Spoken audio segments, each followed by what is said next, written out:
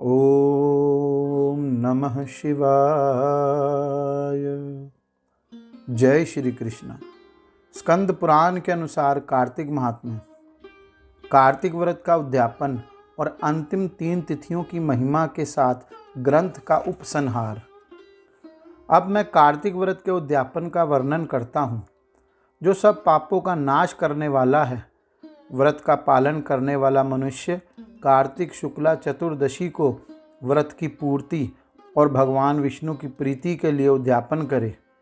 तुलसी के ऊपर एक सुंदर मंडप बनवाए, उसे केले के खंभों से संयुक्त करके नाना प्रकार की धातुओं से उसकी विचित्र शोभा बढ़ाए। मंडप के चारों ओर दीपकों की श्रेणी सुंदर ढंग से सजाकर रखे। उस मंडप में सुंदर बंधनवारों से सुशोभित 4 दरवाजे बनावें और उन्हें फूलों तथा चवर से सुसज्जित करें। द्वारों पर पृथक पृथक मिट्टी के द्वारपाल बनाकर उनकी पूजा करें। उनके नाम इस प्रकार हैं: जय, विजय, चंड, प्रचंड, नंद, सुनंद, कुमुद और कुमदाश। उन्हें चारों दरवाजों पर 2-2 के क्रम से स्थापित कर भक्तिपूर्वक पूजन करें। तुलसी की जड़ के समीप 4 रंगों से सुशोभित सर्वतोभद्र मंडल बनाएं और उसके ऊपर पूर्ण पात्र तथा पंचरत्न से युक्त कलश की स्थापना करें। कलश के ऊपर शंख चक्र गदाधारी भगवान विष्णु का पूजन करें। भक्तिपूर्वक उस तिथि में उपवास करें तथा रात्रि में गीत, वाद्य, कीर्तन आदि मंगलमय आयोजनों के साथ जागरण करें। जो भगवान विष्णु के लिए जागरण करते समय भक्तिपूर्वक भगवत संबंधी पदों का गान करते हैं, वे सैकड़ों जन्मों की पाप राशि से मुक्त हो जाते हैं। उसके बाद पूर्णमासी में एक सपत्नी ब्राह्मण को निमंत्रित करें। प्रातःकाल स्नान और देव पूजन करके वेदी पर अग्नि की स्थापना करें और अतो देव इत्यादि मंत्र के द्वारा देवाधिदेव भगवान की प्रीति के लिए तिल और खीर की आहुति दें। होम की शेष विधि पूरी करके भक्तिपूर्वक ब्राह्मणों का पूजन करें और उन्हें यथाशक्ति दक्षिणा दें। भगवान द्वादशी तिथि को शयन से उठें, त्रयोदशी को देवताओं से मिलें और चतुर्दशी को सबने उनका दर्शन एवं पूजन किया, इसलिए उस तिथि में भगवान की पूजा करनी चाहिए। गुरु की आज्ञा से भगवान विष्णु की स्वर्णमयी प्रतिमा का पूजन करें। इस पूर्णिमा को पुष्कर तीर्थ की यात्रा श्रेष्ठ मानी गई है। नारद कार्तिक मास में इस विधि का पालन करना चाहिए। जो इस प्रकार कार्तिक के व्रत का पालन करते हैं वे धन्य और पूजनीय हैं। उन्हें उत्तम फल की प्राप्ति होती है। जो भगवान विष्णु की भक्ति में तत्पर हो कार्तिक में व्रत पालन करते हैं, उनके शरीर में स्थित सभी पाप तत्काल नष्ट हो जाते हैं। जो श्रद्धापूर्वक कार्तिक के उद्यापन का महात्म्य सुनता है या सुनाता है, वह भगवान विष्णु का सायुज्य प्राप्त करता है। भगवान विष्णु की पूजा में रात्रि काल व्यापिनी चतुर्दशी ग्रहण करनी चाहिए और अरुणोदय के समय भगवान शिव की पूजा करनी चाहिए। सायंकाल काशी के पंचगंगा तीर्थ में स्नान करके भगवान बिंदु माधव की पूजा करें। पहले विष्णु कांची में स्नान करके भगवान अनंत सेन की पूजा करें। फिर रुद्र कांची में स्नान करके ओंकारेश्वर के अग्नि तीर्थ में नहाकर भगवान नारायण की, रेतोदक में स्नान करके केदारेश्वर की, प्रयागराज की यमुना में नहाकर भगवान वेणी माधव की और फिर गंगा में स्नान करके संगमेश्वर की पूजा करें। जो ऐसा करता है उसके सब प्रकार की संपत्तियां अधीन हो जाती हैं। कार्तिक मास के शुक्ल पक्ष में जो अंतिम 3 पुण्यमयी तिथियां हैं, वे त्रयोदशी, चतुर्दशी और पूर्णिमा कल्याण करने वाली मानी गई है। उनकी अति पुष्करणी संज्ञा है। वे सब पापों का नाश करने वाली हैं। जो पूरे कार्तिक मास में स्नान करता है वह इन्हीं 3 तिथियों में स्नान करके पूर्ण फल का भागी होता है।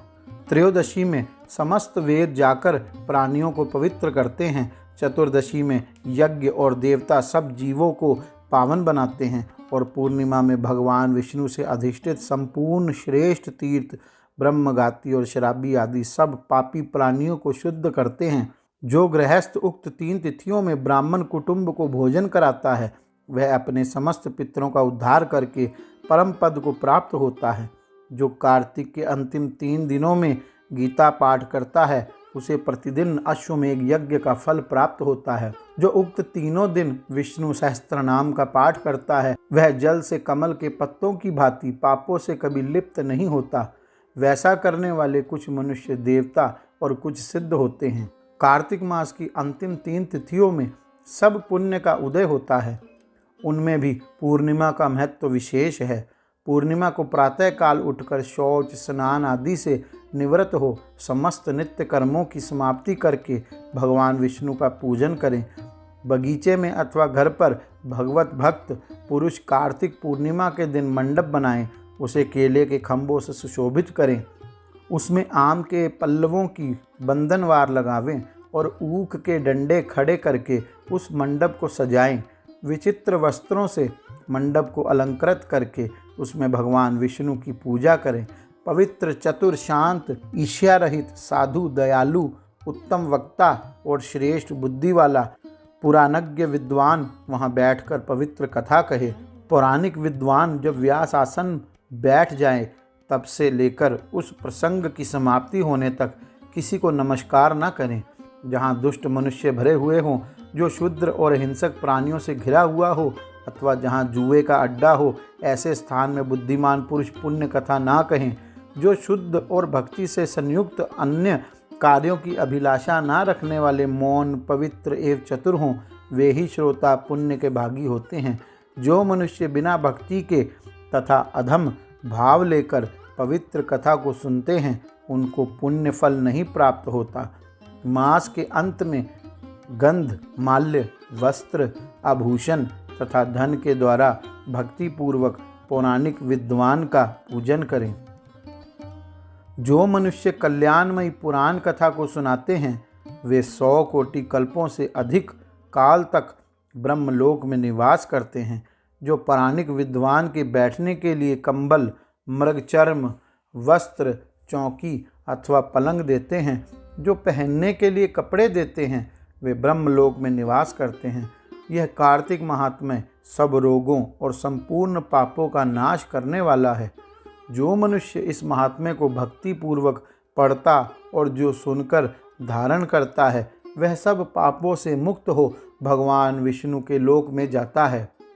जिसकी बुद्धि खोटी हो तथा जो श्रद्धा से हीन हो, ऐसे किसी भी मनुष्य को यह महात्म्य नहीं सुनाना चाहिए। सूत जी कहते हैं, ब्रह्मा जी के मुख से इस प्रकार कार्तिक महात्म्य की कथा सुनकर नारद जी प्रेम से मग्न हो गए। उन्होंने ब्रह्मा जी को बारंबार प्रणाम किया और स्वेच्छानुसार वहां से चले गए। गौरी शंकर भगवान की जय। जय श्री कृष्ण।